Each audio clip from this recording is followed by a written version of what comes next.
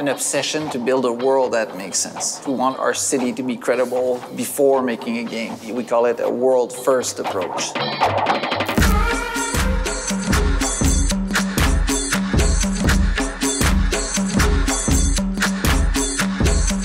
It's really important for us to create a city that feels alive. We speak a lot in Watch Dogs 2 about the world being a simulation, and that's really the fundamental aspect of it. We wanted the world to be non-player centric, meaning it will live without you being there. And once you go there, then it's a place to discover and live in and play.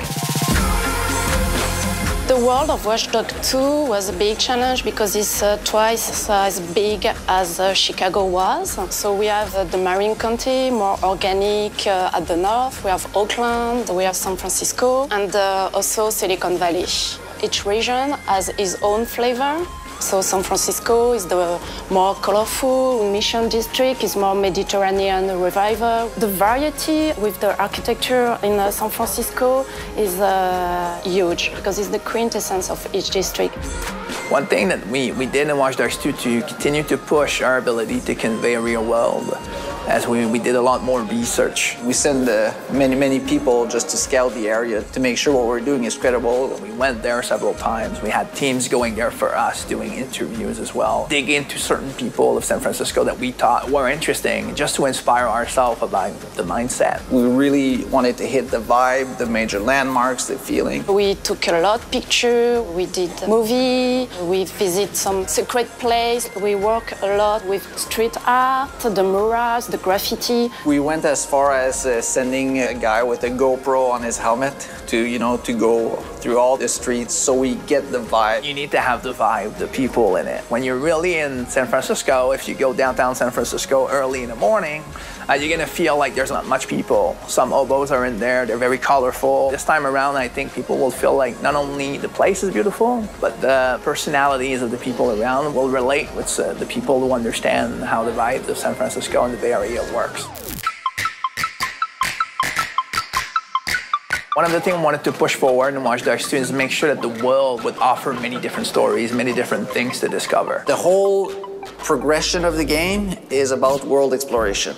If you're walking in Watch Dogs 2 in the city of San Francisco, you don't know what you're going to find, and you don't know what type of gameplay challenge will be there. But if you start digging around and looking at people, digging into secrets through hacking, then you can find missions, certain stories. So there's big operations you do where you're gonna reveal the truth on something big and have impacts and get followers. But you can also do the same thing and the same loop with smaller operations.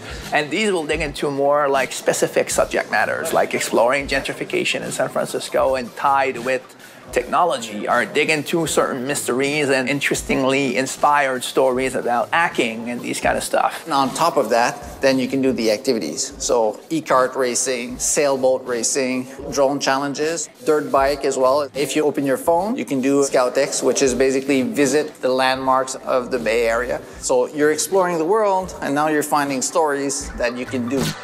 The NPCs in Watch Dogs 2 are closer to a simulation, meaning if you don't exist, they will be doing things together without you actually, needing to interact. So they can fight, they can bicker, they can interact, and that can be used to take advantage in gameplay moments. Certainly is a living world to wander around in Watch Dogs 2, and I think that when players start messing around with the people around, not only it's a living world, but it's an interactive world.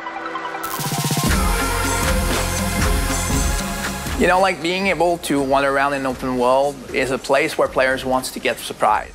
And I think Watch Dogs with Seamless Online have an extra way to surprise players, like by other players. We really wanted to include co-op because you're part of DedSec. You can basically explore the whole world in co-op. Being with your buddies, doing things with them, partaking in stories about DedSec was really important, so co-op is fundamental to that. And it's all over the place, right? It's not just co-op and missions. That's new and it's great, but it's also bringing back the invasions, but with the new mechanics. We have a new form of invasion we call the bounty. So we have something called the DedSec events.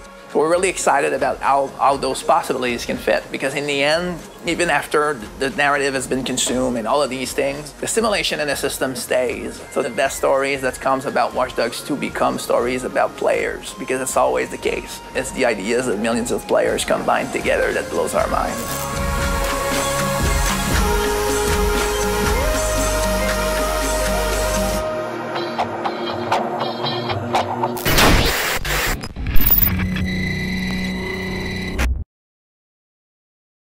PS4 for the players.